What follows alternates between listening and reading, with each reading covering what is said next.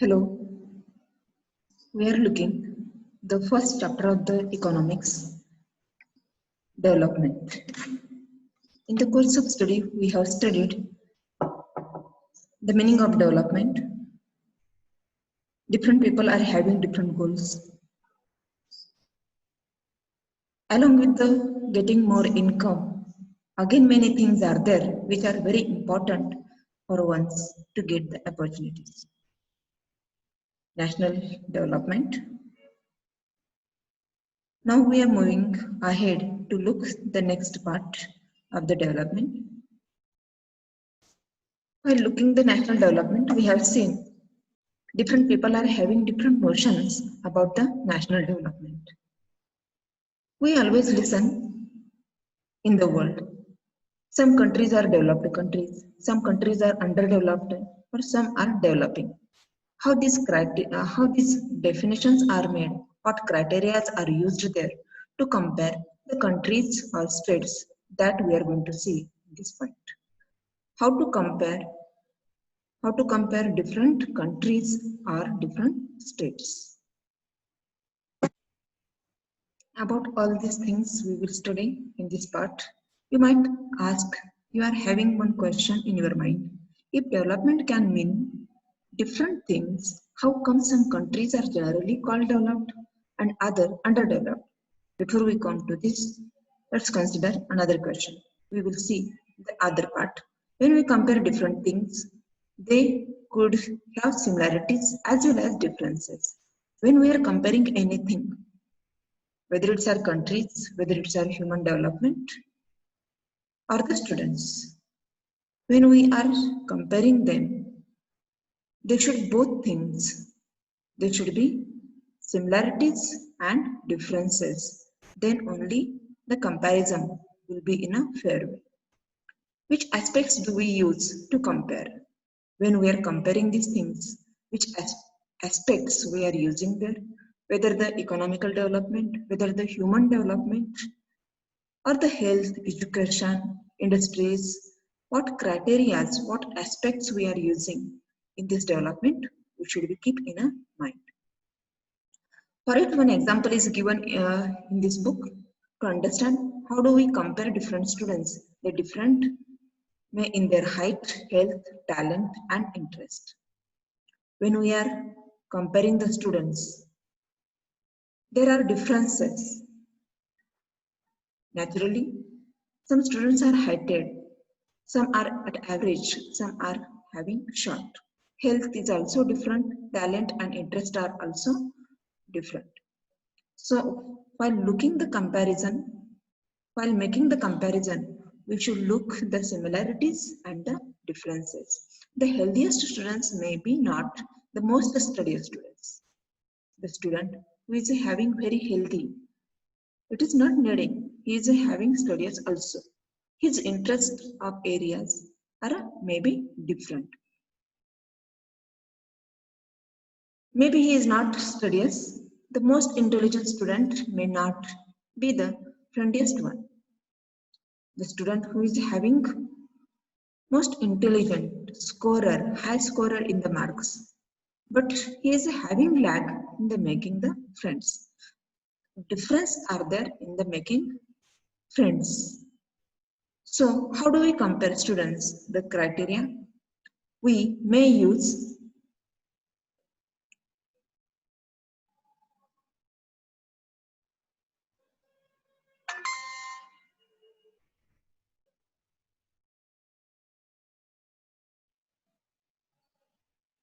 friendliest one. So how do we compare students? The criteria we may use depend on the purpose of comparison.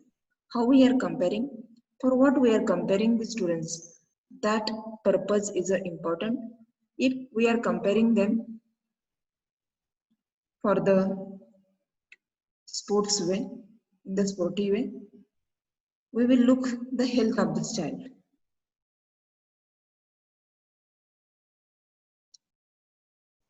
So how we do compare student? The criteria we may use depends on the purpose of comparison. We use different criteria to choose a sport team. When we are choosing the sport team, we look his health, his height, his other skills. a debate team, a music team, or a team to organize a picnic. Still, if for some purpose we have to choose the criteria for the all-round progress of children in the class, how shall we do it?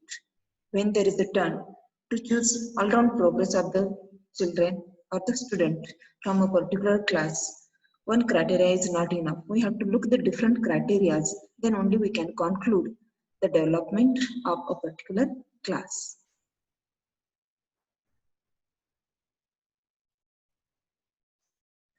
Usually we take one or more important characteristic of person and compare them based on these characteristics. Usually what we do, we take one or another criteria and compare the person, which is not good, which is not get the complete comparison. Of course, there can be differences about what important characteristics that should form the basis of comparison. Friendliness, spirit of cooperation, creativity are marks secured. When we are comparing, we have to look all sides, whether the child is developed in that way or also not. If the child is not developed in that particular way, so that development is not the better development. To get better result, we have to use the different criteria. As we are using this for the student, in the same way for countries also we are using the different criteria.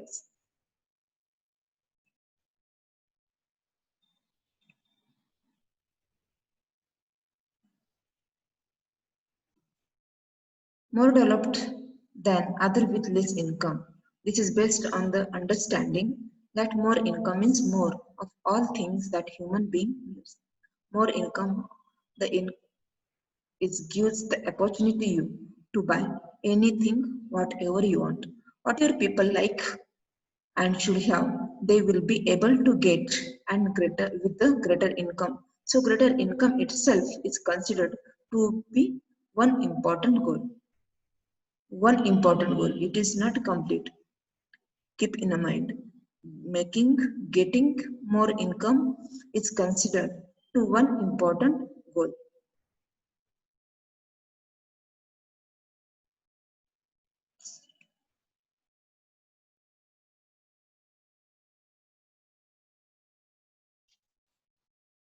Whatever people like and should have, they will be able to get with greater income. So greater income itself is considered to be one important goal. Now we'll turn toward the next part, the main part to look the countries, how should we compare. Now what is the income of the country? In, intuitively, the income of country, intuitively, the income of country is the income of all the residents of the country. It is considered the income of the country is the income of the all persons of the country. This gives us the total income of the country. Through this we get only the total income of the country. However,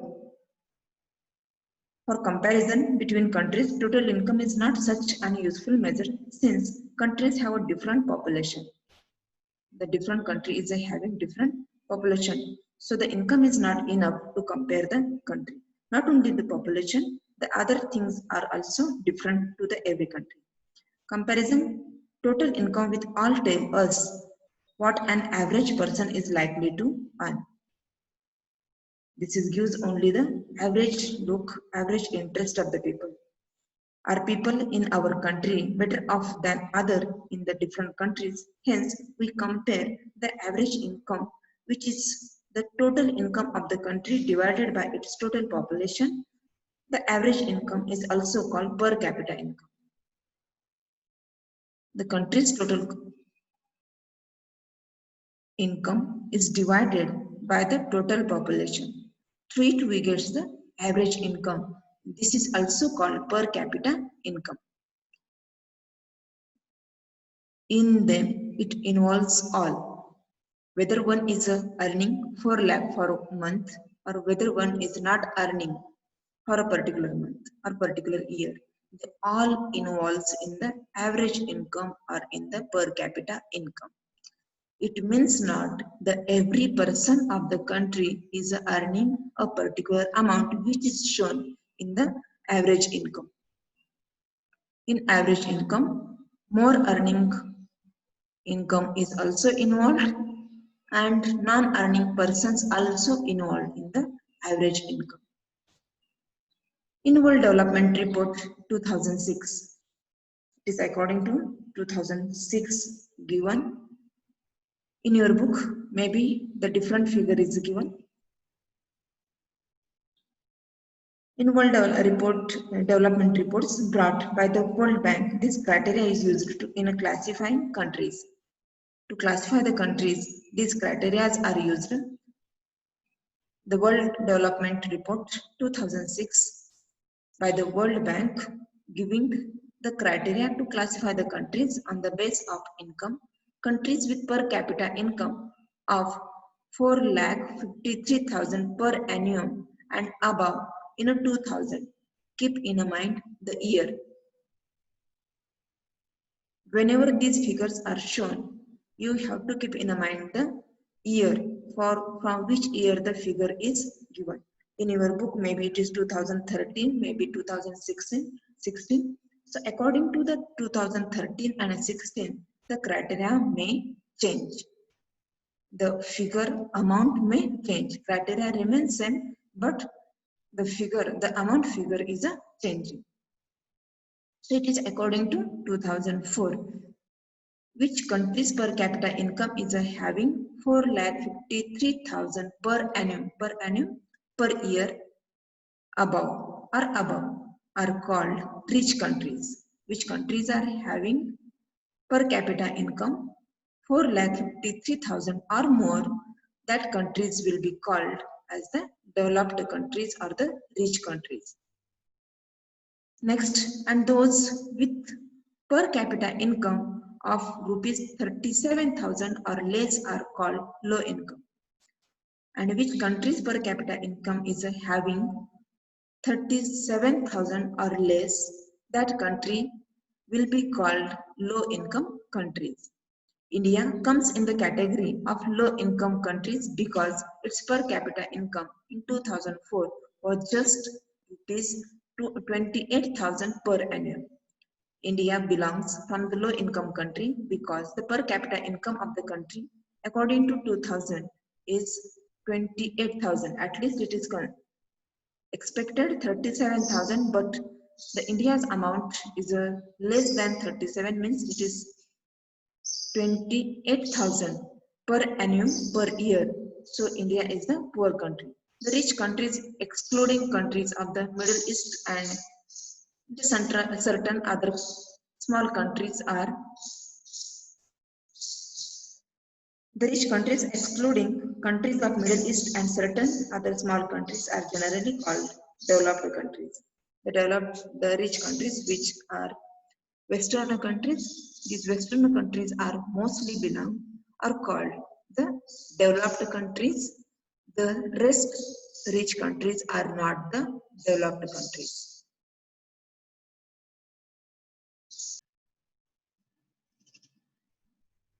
Look the chart, the source which is given on the next page, average income. While looking the average income, what things we are forgetting or what things away. While average are useful for comparison, they also had disparities. The average gives just the interest of the average people. It hides the disparities. With the example, you can study it. Table 1.2, comparison of two countries. Monthly income of the citizen in 2007, country A, country B. In country A, 9,500 in one class. Next class, 10,500 in the class next. 9,800 in the next class, 10,000, and in the fifth class, 10,200.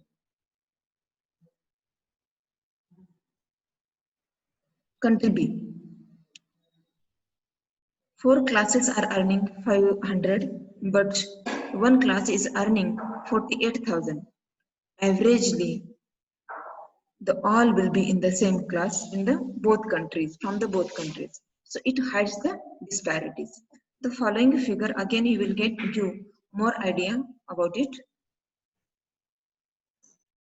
Literally you can understand with these pictures which country is enjoying or what are the disparities, what are the drawbacks of the average income. Country with no rich and no poor. The country is not called rich or not poor, but the people who are belonging from that country are enjoying equalities, all equalities. You are looking, we made the chairs and we use them. Everyone is using it, the chair is divided properly. But in the other part, country with rich and poor, 6 chairs are there and 5 persons are there. But from the 6 chairs, 4 chairs are used by 1 person and 2 chairs are used by the 4 person. It means there are economical inequalities. In the averagely, the country may be looked as a rich country, but the economical disparities, economical differences, inequalities are occurring in a particular country. These are the drawbacks of the average income. While looking we any country as the developed country, that time these things hides there. My dear students, read all these things properly, then you will understand very well. Read the part particularly, all sources read and understand. If you will read everything minutely, then you will understand everything. If you get any difficulty, again we can discuss about it.